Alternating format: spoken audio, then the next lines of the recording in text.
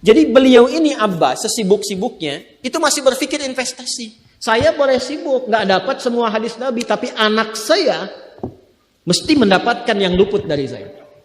Saya boleh nggak mendapatkan semua Quran, tapi anak saya mesti ada yang jadi ahli Quran. Cara berpikirnya siapa yang akan menjadi kebanggaan di akhirat nanti? Di dunia itu semu dunia itu. Jadi sementara aja, nggak pasti sifatnya.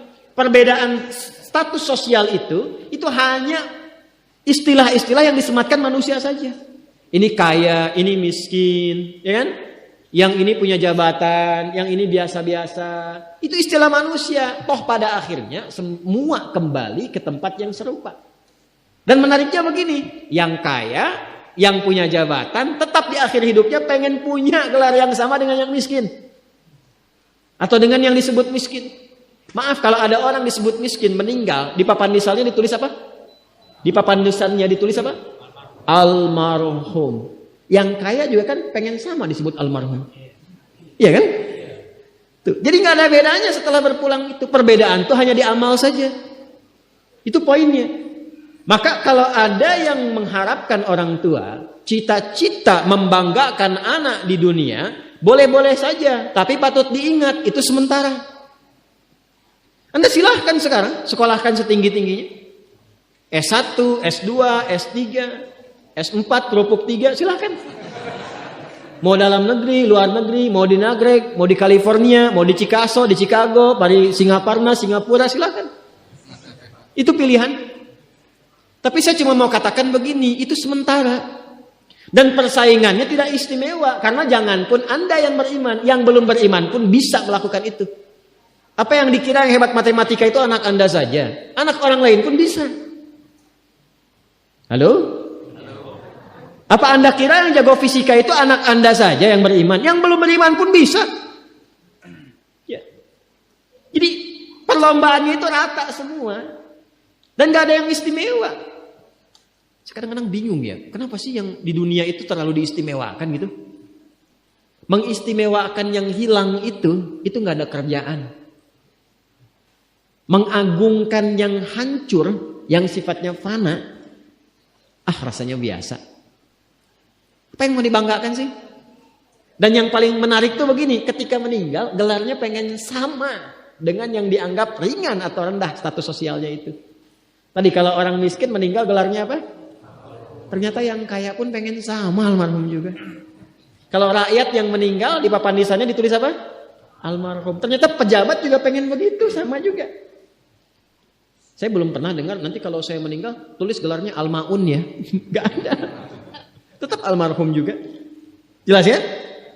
Nah, maka yang dipikirkan itu perlombaan yang sejati itu begini. Perlombaan yang sejati itu adalah perlombaan untuk kehidupan yang abadi yang gak fana lagi. Jadi kalau pada saat itu unggul selamanya karena nggak ada kematian lagi setelah itu. Itu yang dimaksudkan hadis Nabi. Kalaulah ada dunia ini punya nilai walaupun itu hanya bagian dari satu sayap nyamuk saja, ya, tentu tidak akan pernah Allah memberikan itu semua kepada orang-orang yang ingkar kepadanya. Ya. Karena kalau diberikan nggak adil di situ. Karena itu sifatnya fana, ujian saja. Pada akhirnya kembali. Nah, Abbas itu mampu membaca itu.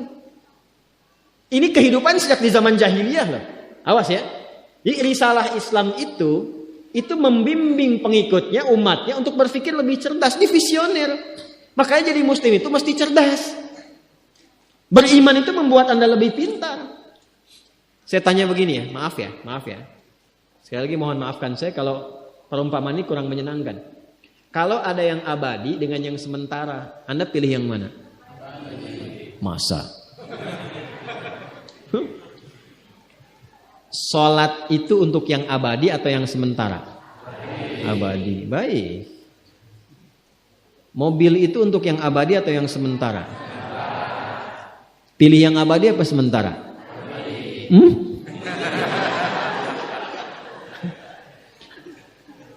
Di Kiai itu ada mobil Innova tuh. Siapa yang besok memilih tidak sholat subuh? Pilihannya pilih Innova atau pilih sholat subuh? Yakin. Kalau saya pilih Innova dipakai untuk mengantarkan sholat subuh. Nah, itu lebih bagus. Ya. Jangan dipotong sampai situ ya. Ya bisa aja kita pilih Avanza, bisa pilih Ferrari, bisa pilih Pajero ya. Awas yang punya mobil Innova, Anda potong royalti kena. Paham? Abbas itu begitu. Anak saya mesti dipanggil di akhirat. Dan semua penduduk langit dan bumi menyimak itu semua. Diviralkannya di akhirat. Viral dunia itu sementara. Internetnya diputus gak viral lagi. Kadang-kadang yang viral kemarin kan sekarang gak ada lagi. Ya kan? Yang viral tahun lalu sekarang sudah gak ada. Ya kan? Jadi belum selesai kehidupan sudah hilang juga viralnya. Akhirat itu selamanya. Dan biasanya begini, kalau orang-orang yang diviralkan oleh Allah atas kehendak Allah itu abadi melintasi setiap masa. Jadi ada yang viral karena berita, ada yang viral karena doa dan kehendak Allah Subhanahu wa taala. Itu yang diviralkan langsung atas kehendak Allah itu melampaui zamannya. Makanya kisah ini pun bertahan sampai sekarang. Nah, Abbas itu berpikir, saya boleh sekarang jadi pebisnis pedagang, tapi anak saya mesti menguasai apapun yang pernah diajarkan oleh Nabi. Maka anak kecil ini sejak dini mengikuti Nabi. Sejak dini lekat dengan Nabi. Maka ketika Nabi tidur pun itu ikut berkunjung karena keluarganya. Nah, inilah yang didapatkan oleh kita hadis tentang bangun tidur. Jadi hadis tentang bangun tidur itu diriwayatkan oleh anak kecil yang umurnya belum genap balik. Main-main ke rumah Rasulullah, ke rumah bibinya Sayyidah Maimunah, ingin tahu bagaimana cara bangun malamnya Nabi. Itu diikutin sampai dilihat gimana bangunnya. Duduk dulu, kata beliau duduk dulu. Kemudian mengusap dengan bagian tangan yang diduga bersih untuk menghilangkan bekas ngantuknya. Setelah itu membaca khawatimah surah Ali Imran. Kemudian thumma dhahaba ila syanin mu'allaqah, ke tempat tertutup, fatawadda, itu kan? Nah, itu ada semua rangkaiannya, itu ditemukan nanti di hadis riwayat Abu Daud, di Sunan Abu Daud. Nomor hadis 1367. Itu hadis tentang bangun tidur, ya, cara bangun tidur sampai sholat malam. Masih ingat teman-teman kalau kita bermakmum begini dan ada imam satu dan sudah pasti satu imam, okay? Makmum berapa? Satu boleh? Boleh. Dua boleh? Tiga boleh? Empat boleh? Jadi imam berapa? Makmum? Empat. Laki-laki imam makmum? Imam, baik, bagus ya. Nah, dan imam kan laki-laki. Kalau perempuan imam untuk perempuan kan? Laki-laki untuk perempuan dan untuk laki-laki. Fokus ini. Kalau satu begini, satu laki-laki, kemudian di belakang laki-laki. Ini kan posisinya boleh sejajar kan? Ya kan? Yang imam ini, makmum ini kan? Tadinya di belakang, tarik begini sejajar. Ini yang meriwayatkan anak kecil yang belum balik itu. Itu riwayat Ibnu Abbas. Satu paket. Termasuk sholat, kemarin kan kita tarawih kan? Sholat malam. Yang dua rakaat itu kan? Ya, sholat malam yang sampai 11 itu, tambah khafifatain 2. Itu riwayatnya ini. Yang sholat tahajud malam yang 11 rakaat, tambah khafifatain 2. Ini riwayatnya ini. Tutup dengan witir 1 rakaat. Itu anak kecil yang meriwayatkan. Dan tahukah Anda? Sepeninggal Nabi SAW, Abbas bapaknya ini hafal 200 hadis, anaknya Abdullah hafal 2000 hadis. Begitu caranya. Anda di sini ada yang diplomat, yang di kantor, yang taruhlah berdagang misalnya, ibu rumah tangga, ya, dan sebagainya. Boleh, nggak apa-apa. Saat ini kita mungkin belum maksimal, tapi jangan biarkan ada satu di antara anak keluarga kita yang tidak jadi kebanggaan di akhirat. Tolong ya, tolong pulang dari sini dilihat. Anak Allah titipkan kepada saya berapa anak? Tolong siapkan jadi kebanggaan akhirat. Satu aja jadi ahli Quran tuh.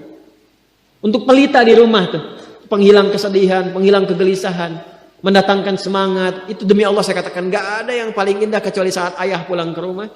Tiba kemudian dia melihat anaknya yang kecil sedang murajaah. Amma yatasaalun. Bahkan surat yang bapaknya sendiri belum hafal. Jangankan pulang ke rumah, Anda sedang mau rapat, dikirimi video anak Anda 3 tahun membaca surah Al-Ikhlas. Itu hati tenang. Itulah Quran.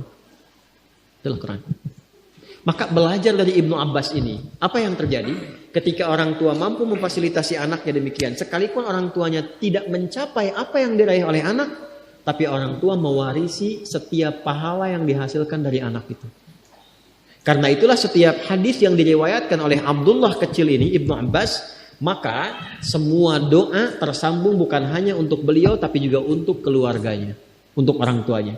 Karena itu kalimatnya bukan radhiyallahu ta'ala anhu, tapi anhuma, untuk Abdullah dan bapaknya.